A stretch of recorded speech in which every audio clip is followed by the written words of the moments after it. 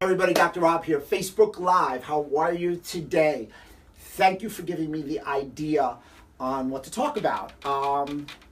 As you see, John's behind the, behind the camera. We'll get him in front. But he's always posting stuff when I'm away. We're always communicating. And that's what social media is, by the way. Allowing everybody to know your message and sharing your message with everybody. And John at Silverback does a great job. Hopefully all you guys are getting involved in social media because you're watching me here. You like what we have to talk about. As always, punch share. Guys had asked, you see that I travel so much, again, from the Facebooks and the Instagram and Twitter. How do I do it? How do you stay in shape? How do you not get fat? How do you get your sleep? So let's talk about it a little bit. Number one, the biggest thing is what I like to consider is consciousness. Keep a consciousness, a health consciousness. So I was down a couple of weeks ago working with a whole bunch of docs, and they were sort of, if you will, breaking my chops. They're like, wait a minute, where are you going? And I was going to go to an Andrew Weil restaurant. It was like 6 or 7/10 of a mile at lunch because I could get some good organic food. The hotel didn't offer it, and they were teasing me. They were like, what are you going to do? And I said, listen, think of this. I'm going to walk. I'm going to get my steps in to the restaurant. I ordered ahead, and then I'm going to walk back, and then I'm going to sit with you guys and gals, and we're going to talk, and I'll be back in a half hour. So I got a 30-minute walk. I got the type of food that I wanted because I was conscious. Everything is health consciousness. So let's talk about the food. Now, you have a lot of options. There are organic restaurants, there are organic organizations that can deliver. So I've used those options before. You can if you like. If you don't want to do that or you find that very cumbersome, the other option is you can pack your food. Now, unfortunately, I go away for the weekend. There's not enough room to pack my food and get it on the plane. You'd have to check your baggage. So if you don't mind doing that, buy a cooler, wrap it up, or put it in a cooler and put it in a suitcase and go. I don't have the opportunity to do that all the time. I usually take some food. It just gets very cumbersome because I'm going from place to place, and sometimes in the connection there is no way that all my non-carry-on luggage will make it. So here's my suggestions. Think ahead. Be conscious. How do I think ahead? Number one, Google works. Google's a big search engine. Everybody knows that, not trying to be funny. Google organic restaurants. Google healthy restaurants. I was just in Jacksonville, Florida. Not the panacea for organic restaurants. Not the panacea. I now know, being in the South, that barbecue is not what we do, putting chicken on the grill. It is pulled pork. Nevertheless, I Googled juices, and a new place, which we Facebooked from, just opened up. So you have to look at different places. You can also call the concierge in advance, ask them to do a search. So plan ahead. So I will plan ahead and say, okay, I have all these other places where I can go into little nice, beautiful knickknacks in different areas, anywhere from, believe it or not, North and South Dakota, some smaller states, to California, San Francisco, Chicago, and the like. So plan ahead. Take a look. Measure out your food.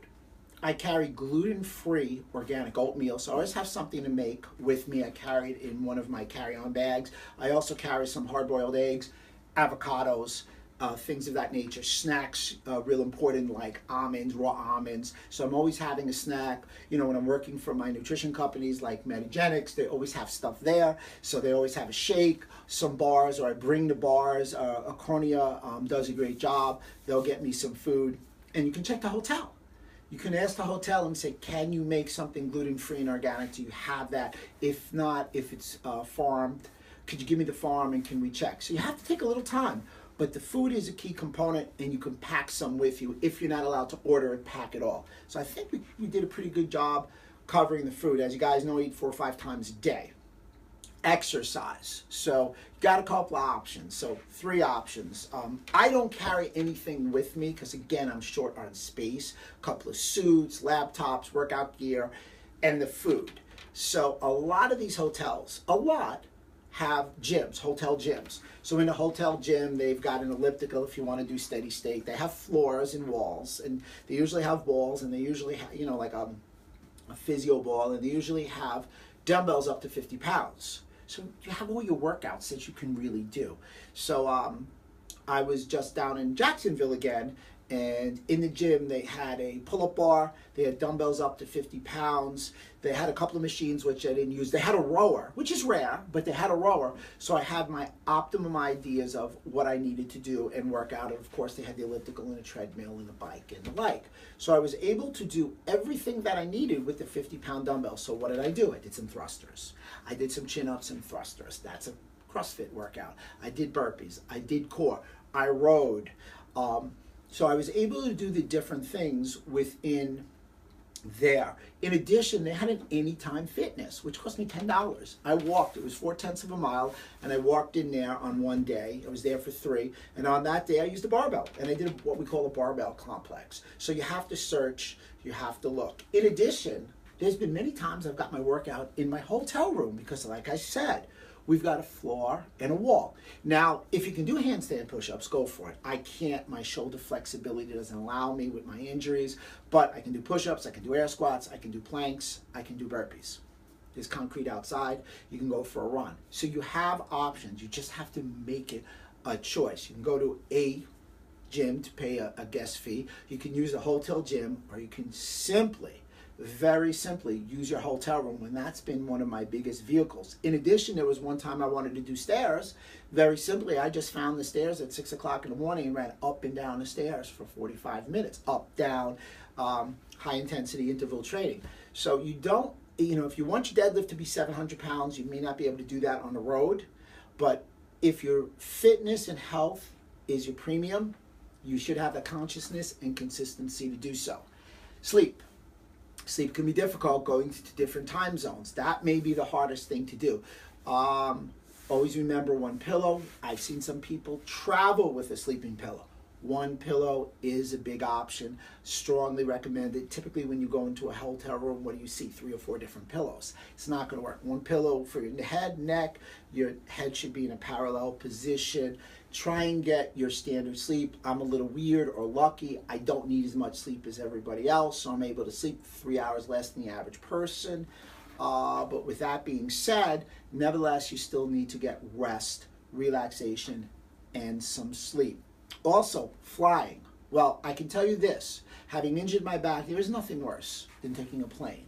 The barometric pressure changes so much when you're at 35,000 feet. Without question, I heard a colleague of mine say that flying was, without question, chiropractic suicide. So it was, and it hurts your back. So my suggestion is I always get an aisle seat. I try and get a seat with a little bit more comfort. Please don't all take my seats so I can have them.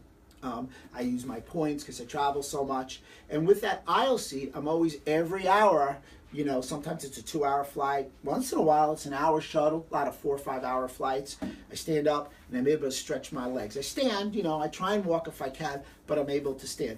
That is without question a key component. You got to get movement. We should be standing about every 20 minutes. So you guys can figure that out, how often you'd have to do it depending on your flight. Next week, and we're going to do something very, very unique.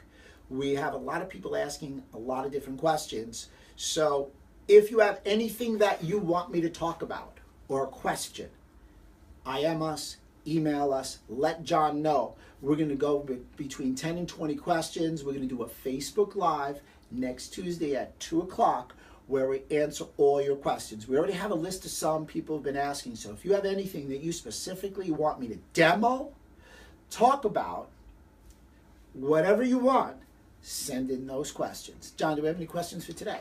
We do. So you've been talking a lot about business travel. Mm-hmm. When traveling for leisure, say somebody's going to go away and maybe have a few drinks throughout the course of the trip. What recommendations would you make as far as food to eat with it, time of day to exercise versus maybe drink and eat, and some of those things that you might give recommendations? Great question. So obviously you want to exercise before you drink, don't exercise after you drink. Foods with alcohol, great thing. Clearly if you know you're going to imbibe a little bit, I would recommend eating with some food. Definitely have your alcoholic beverages with some food, and the food that I really recommend is a good fat or protein really to absorb the alcohol. So I know you're trying to feel good, but you try not to get too drunk, if you will, and also avoid your carbohydrates at that point, because beer, wine, alcohol have a lot of carbohydrates, and that's really, too many carbs at one time is really how it's going to get you fat. So that's what I would recommend. In addition, I have the hangover. I know I shouldn't say this, and I'm not going to tell you which guy from Metagenics told me this, Adam. Nevertheless, the best hangover, and I don't drink, and everybody knows that I don't drink, is that if you could take some Endura with an Advoclear from Metagenics, the next morning, every drink you have 1 scoop of Endura and 1 Advoclear, your hangover's gone. That's good. For people who are checking luggage, and is there anything you would bring as far as resistance bands or any equipment that would help you if you were to work out in a room or in a hotel gym? The resistance bands are a great idea. Anything like a TRX is your best choice. Theoretically, I could put the TRX in my bag. I probably could get it through. And you could tie it to your hotel door. You could take it to your gym. And I have done that at times. So a TRX or a bungee pull or anything that's like that is what I would strongly recommend. For sleep cycle when traveling, do you recommend, if time allows, for naps? And if so, what sort of length is optimal? Power naps, 20 minutes, no more. Take a good power nap will work really well. In addition, going through different time zones, a suggestion is always stay within an hour of the time zone that you live in. That can get a little hard on the West Coast, but always try and do that. Avoid your red eyes. Awesome. Another one is, you mentioned bringing some organic oatmeal with you. Mm-hmm. What are some other things that you can bring carry-on in case there are not a lot of restaurant options where you're headed? Absolutely. The organic oatmeal is a great option. And we talked about the hard-boiled organic eggs, avocados. Nuts are also a tremendously good choice. A good pea and rice protein powder would be great. Or some organic coffee, because everybody loves to drink some coffee. That would be great, because most of the coffee you're going to get is like a Dunkin' Donuts garbage coffee. Do not drink the coffee on the flight. Couple of reasons why. Number one, you're dehydrated. Coffee dehydrates you, and I don't know how many times they clean the pot during the flight, and they make a few. Most of the planes do a great job. I always talk to the flight attendants. They all do a great job, but my suggestion is avoid coffee and alcohol on flights. They dehydrate you too much, and you normally get dehydrated. One quick thing, when you fly, you should drink, if it's over 2 to 2.5 hours, it's going to sound like a lot, you should be drinking 1 liter of water. Awesome. Where can people find you? You guys can find me at 311 North Street, drrobertsilverman.com. Don't forget to send in your questions for next week, please. Any question goes, and always yours in health, Dr. Rob.